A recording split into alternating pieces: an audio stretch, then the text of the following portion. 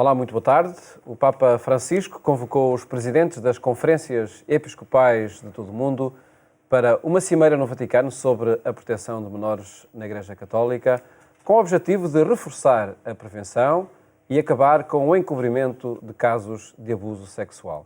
Um tema que vamos analisar neste programa com Margarida Neto, psiquiatra, e com o Padre Manuel Barbosa, secretário e porta-voz da Conferência Episcopal Portuguesa. Boa tarde. Obrigado por estarem neste programa onde queremos, de facto, analisar este tema e falar dele para ajudar a resolver também, não é? Desde logo para clarificar conceitos. Margarida Neto, quando falamos de abuso sexual e pedofilia, estamos a falar da mesma coisa? A pedofilia é um transtorno, uma parafilia, como se diz, que significa que há alguém que tem uma perturbação e, portanto, de uma forma recorrente, tem desejos, fantasias, desejos de comportamento sexual com crianças até à puberdade, 12, 13 anos. Um pedófilo pode abusar ou não, e os abusadores não são pedófilos. Os abusadores é o conceito em que se classifica alguém que abusa sexualmente de alguém, mas que a partir da puberdade. Portanto, a partir da puberdade são os abusadores, os pedófilos são crianças até à puberdade. Isto é muito importante, esta definição, porque nesta história da Igreja, nesta dificuldade enorme e uma ferida inacreditável que sabemos todos que acontece, os dois termos são misturados, não é? Sim. Muitas vezes em causa estão, de facto, comportamentos pedófilos. Muitas vezes estão pedófilos e a maior parte são de abusos, não é? De abusos. Portanto, e direi isso mais à frente, quer dizer, o abuso é uma dimensão muito difícil da natureza humana e que acontece sobretudo nas famílias. As famílias, as nossas, a do mundo inteiro, ocorrem abusos por pessoas dentro da família ou pessoas muito próximas, não é? O que é que dizem os indicadores, as estatísticas muito sobre... superior à pedofilia. A pedofilia tem uma dimensão no mundo de cerca de entre 3% e 5%. Pedofilia. Sim. Os abusos bastante mais e é difícil de definir e quantificar, mas acontecem em vários lados, sobretudo a coincidência na família.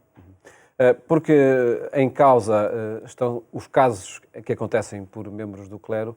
Podemos estabelecer alguma relação com o celibato? Não. Isso é qualquer coisa que acho que é muito importante. Por isso eu falei na questão do abuso acontecer na família, e pode acontecer por um pai, por um tio, por alguém que é casado, um vizinho, não é? Eu não tenho nada a ver. De resto, as expressões de outras igrejas em que não há celibato, a dimensão do abuso sexual ou da pedofilia é idêntico, não é? Os padres não têm uma dimensão superior o que se sabe hoje, da estatística e da frequência em relação à pedofilia, dita pedofilia, é igual à população em geral. Portanto, serão, quanto muito, 4% dos padres, que é imenso, não é? É imenso, mas tem que se compreender dentro da expressão da natureza e da doença. Da parafilia, né? Que também pode atingir da parafilia, exatamente. Quem é sacerdote. E nós já vamos falar com o Padre Manuel, estamos numa conversa mais técnica com a Margarida, porque de facto interessa clarificar todos estes conceitos. E se a relação não é imediata com o celibato, que origens estarão muito difícil de definir a origem da pedofilia. Normalmente, neste mundo da pedofilia e do abuso sexual, há uma constante, ou algo muito frequente, que é as pessoas terem sido abusadas também. Isso é verdade também na família, como na pedofilia. Mas a pedofilia envolve aqui... E é fundamental quebrar esse ciclo. Questões muito complicadas. Há quem defina a pedofilia como um distúrbio parecido com as obsessões e com a compulsão. Depois depende muito da personalidade do pedófilo ou do abusador, se é mais psicopata, se tem um transtorno hormonal, se tem alterações cerebrais.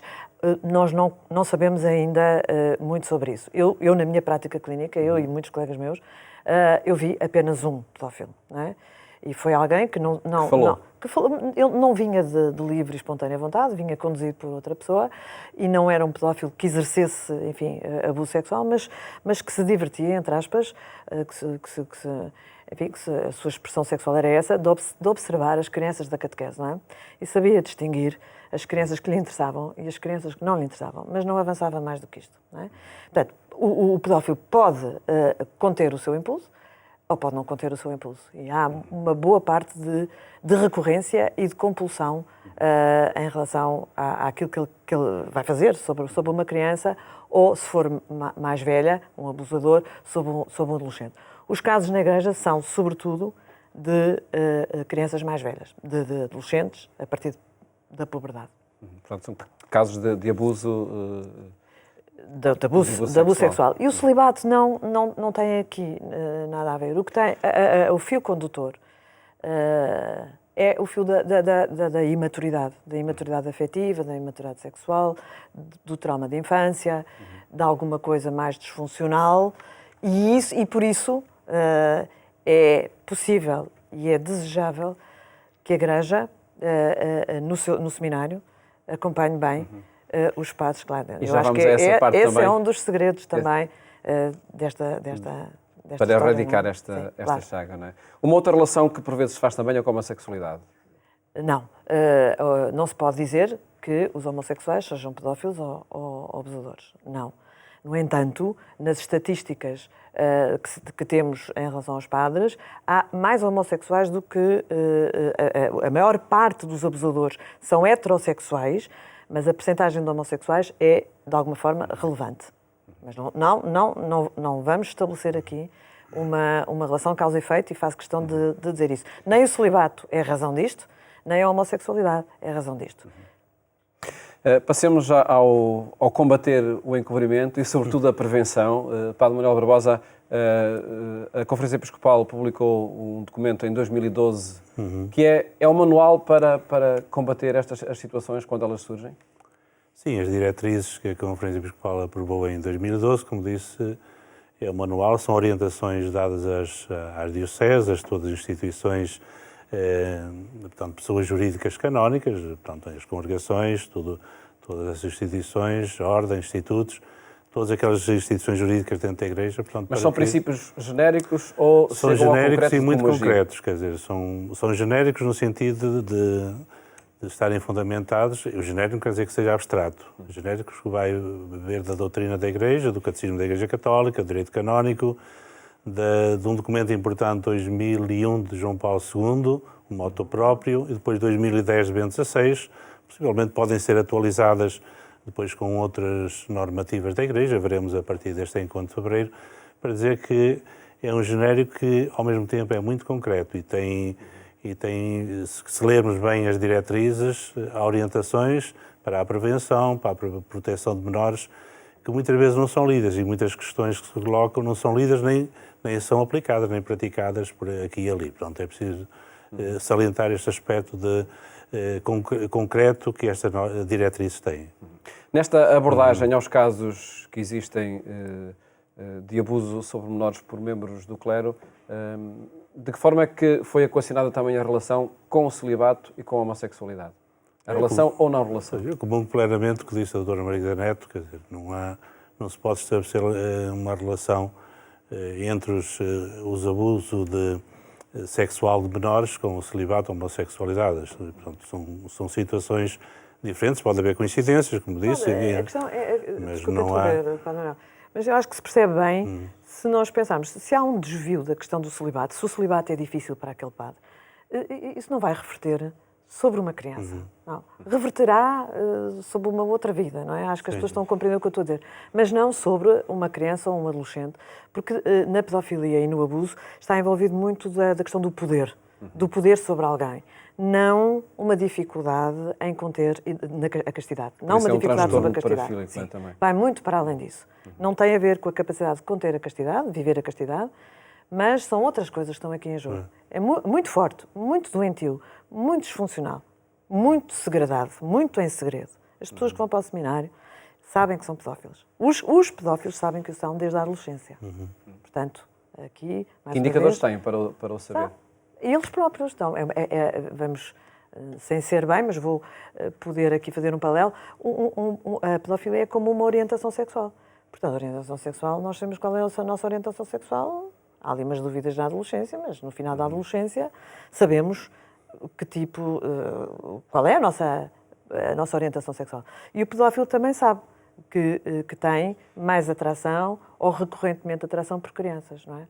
E, portanto, quando entra, eventualmente, no seminário, estou aqui a fazer uma história, não é? Sabe isso que guardou, não disse. Porque... Isso vai sendo sempre gerido em segredo. E pode procurar a Igreja, como muitos pedófilos procuram situações ou instituições de proximidade com as crianças, não é? Não estou a falar da Igreja, estou a falar da pedofilia e daquilo que acontece. Professores também. Há outras profissões, nós falamos muito dos padres, mas se a expressão da pedofilia é 4% na população em geral, onde é que andam os pedófilos? O que é que os pedófilos procuram? Trabalhar, aproximar-se de zonas onde estão crianças, não é? E, portanto, também pode entrar no seminário por esta razão. Isto é difícil isto ouvir, sim, não é? Mas isso tudo desafia para a atenção e para o trabalho junto dos seminaristas e dos padres. E o que é que tem sido feito nesse âmbito? Eu gostaria de reforçar esta tónica dos seminários, da formação. As diretrizes têm isso muito bem presente, as causas, e aconselho naturalmente outras áreas do saber, da ciência, da psicologia, da psiquiatria, por exemplo, para que se detetem as causas e, portanto, não aconteçam esses casos. E isso é reforçado com um documento recente que está a ser feito também para Portugal, chamado Ratio Institutionis, que é a orientação da Santa Sé para a formação nos seminários, que é muito recente e que em Portugal está também a fazer para todas as dioceses, portanto, a nível nacional, onde este aspecto da formação, procurar as causas, está muito bem presente nesta dimensão. Portanto, é um reforço importante que é preciso ter em consideração. Em todo caso, é um documento que está agora a ser aplicado, da formação dos seminários. Corresponde a uma mudança cultural também na forma como os próprios seminários estão a ser encarados? Às equipas de formação, etc.? Sim, é uma mudança... Isso está a acontecer agora, não é? Sim, é uma mudança, mas que já existia ou deveria existir antes. Quer dizer, essas notas já existem desde sempre, desde os últimos anos. Mas aqui vem reforçar, e diz mesmo que nessas equipas dos seminários deve haver leigos, gente competente noutras áreas, para precisamente, não só neste caso, mas também no desenvolvimento harmonioso daquele que é candidato ao seminário. A Margarida Neto é psiquiatra, enfim, está em muitas equipas multidisciplinares. Se tivesse de indicar para uma equipa de formação num seminário, por exemplo, que disciplinas devia ter, que áreas devia... A questão da sexualidade, a questão dos fundamentos da castidade, portanto, aqui a questão da vocação, perceber bem a que é que são chamados, perceber bem se são capazes de viver em coerência com a castidade, e depois todo o processo da maturidade, da história de vida, da história para trás, da infância, dos impulsos. Isto tem que ser ouvido e acompanhado, não é? Porque não pode passar em branco, ainda que o pedófilo, o verdadeiro pedófilo, esconde, não é? Simula, e vai sempre negar o que aconteceu, vai arranjar justificações.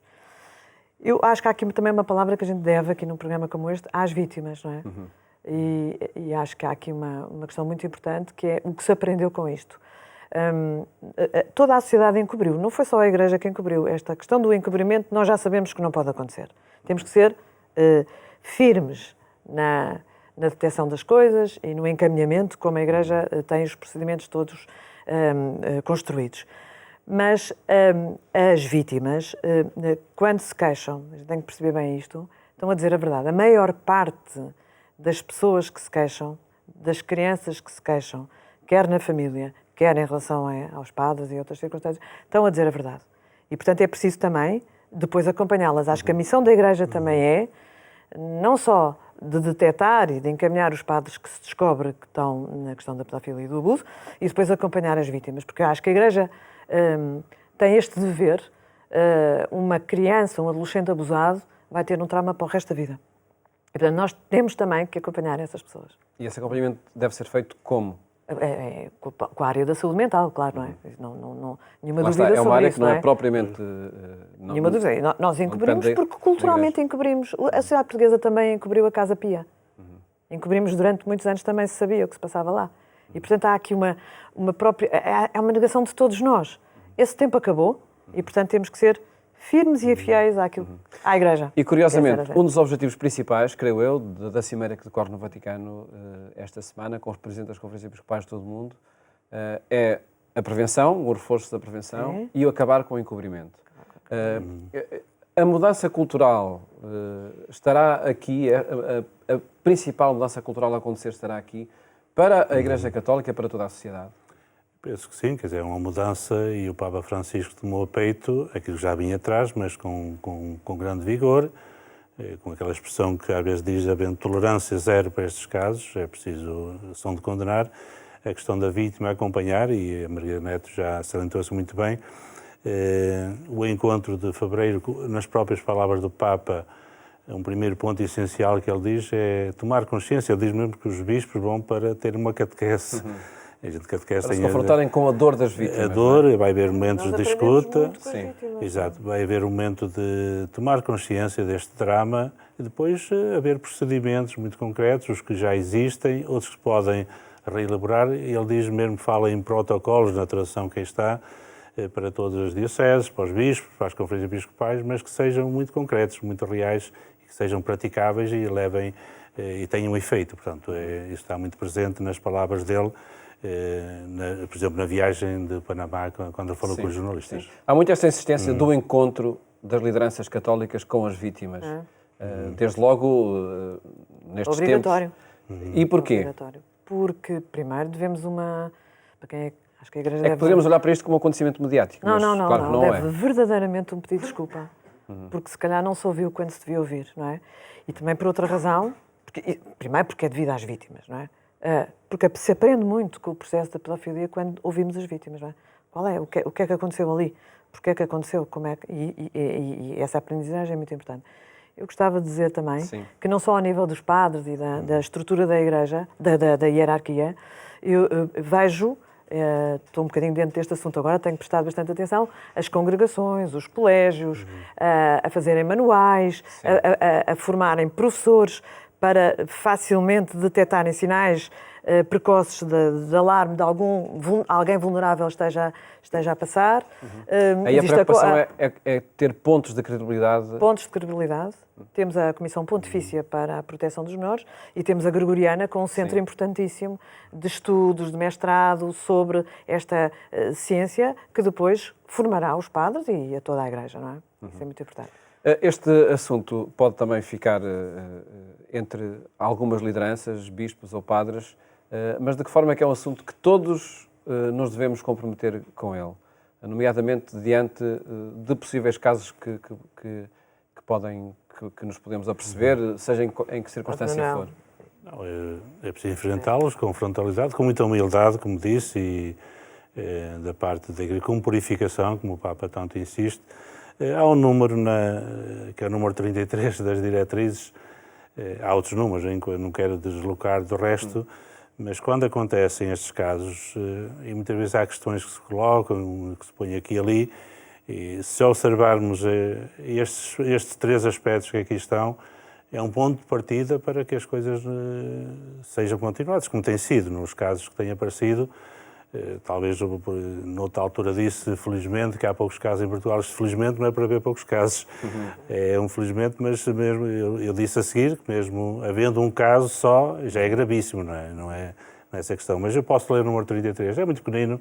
Que se refere ao que fazer diante do caso? Ao que fazer, diz, por exemplo, no caso de confirmação dos indícios ou da credibilidade, que falou a doutora Margarida Neto, das evidências da prática do delito, quando há confirmação, quando há credibilidade, deverá proceder-se assim da forma. E 3 pontos. Instauração imediata do procedimento canónico, instauração imediata.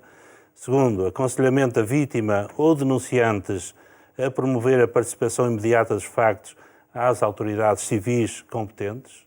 Aqui põe-se uma questão, se é a própria Igreja que deve. Segundo as diretrizes, é um aconselhamento, incentivo que a vítima e os denunciantes o façam. E depois o terceiro, avaliação das medidas cautelares a adotar, de modo a reparar o dano e impedir a verificação de novos casos. Depois há outros aspectos relacionados com a vítima, que já foi bem salientado pela Margarida Neto. E depois todos nós, não é? Pois, todos nós sabemos uma história, ouvimos uma coisa, temos a obrigação de, com estes procedimentos ou não, chegar à autoridade mais próxima, ou a autoridade judicial, a polícia, ou a Igreja, não é? E depois não podemos calar e não podemos duvidar. Quer dizer, a dúvida é legítima. Também não se vem com alguém acusado, é preciso aqui uma certa delicadeza para que a pessoa tenha direito ao seu bom nome. Isto é tudo muito delicado, não é? Mas, de facto... Isto não é um assunto para resolver nas redes sociais? Não, claro que não. Portanto, chama-se o respeito pelo outro que é acusado. No entanto, saber que quando uma criança ou um adolescente altera o seu comportamento e diz alguma coisa a este nível de casa, ou da paróquia, ou da catequese, ou o que for, ele está, a maior parte das vezes, a dizer a verdade. Sobretudo quando acontece numa relação de confiança, não é? Sim, claro. Entre pessoas Claro, que claro. tenham essa confiança. O Papa Francisco, na abordagem deste caso, coloca também, enfim, a culpa quando quem tem conhecimento de algum caso não o denuncia. Daí que também é importante, as diretrizes falam em aconselhar as vítimas E os denunciantes. mas o próprio, sei lá, o responsável de uma comunidade, se sabe, deve dizê-lo. Aconselhar e encorajar, porque as pessoas ficam, de facto, numa dificuldade, não sabem se dizem, se não dizem, não é? Incentivar a que isso aconteça. Se a legislação ao se alterar e seja própria a comunicar, neste incentivar, este fomentar para que isso aconteça, quando há credibilidade e quando há fundamento, naturalmente. Margarida Neto, o que é que espera desta cimeira que no Vaticano? Haja este alerta global, não é? E que os médias também ajudem bem, não com os pequenos casos, mas a perceber bem o que é que está em causa, porque o que está em causa, através do Papa, que alerta aos bispos, somos todos nós que somos igreja, não é? Portanto, todos nós também temos aqui um papel. Eu há bocadinho falei nisso, não é? De não encobrir, ajudar a não negar, acompanhar alguém, encorajar, de um caso que saibamos, não é? É essa cultura que é preciso A cultura tem que mudar. implementar, não é? Acabou-se o tempo do encobrimento, também para a violência doméstica, não é? Outra situação. Acabou-se esta questão do encobrimento porque isso custa muito caro a todos nós, não é? E há pessoas a sofrer. E quando há um pedófilo, as vítimas são muitas, parecem muitas, não tanto por haver muitos padres que abusam, mas porque um padre ou um abusador multiplica os seus casos. Portanto, multiplica estas situações, portanto, pode chegar a muitas crianças. Da parte da Conferência Episcopal Portuguesa, espera que surjam novos procedimentos a partir desta cimeira? Segundo o que o Papa diz, e também comungo deste apelo da doutora Margarida Neto, o Papa diz, ele espera que de terceiro ponto que haja protocolos, que haja procedimentos, que haja orientações novas ou renovadas para que este crime, este drama se erradique da vida da Igreja, da sociedade onde nós estamos. Esperamos que haja orientações muito concretas para reforçar aquilo que já existe, mas que... E dizem os números que quando se começou a não encobrir, que os casos estão a diminuir. Sim. Isso é muito importante. Quando se começou a falar, portanto, desde 2001, a partir estes números todos são da década de 70, 60, sim, não é? Sim. Porque também é preciso perceber isso, são muitas décadas, sim, não é no último ano, não é? E desde que se começou a falar mais disto, e a atuar e a agir, diminuíram imensos casos. E esperemos, de facto, que se erradique esta chaga social. Claro. Muito obrigado por terem estado aqui no programa Eclésia a falar de um assunto que está na ordem do dia, com essa cimeira que acontece no Vaticano. Mais logo, siga-nos também na rádio, na Antena 1, onde lhe fazemos companhia pelas 22h45. Votos de boa tarde. Até amanhã, se Deus quiser.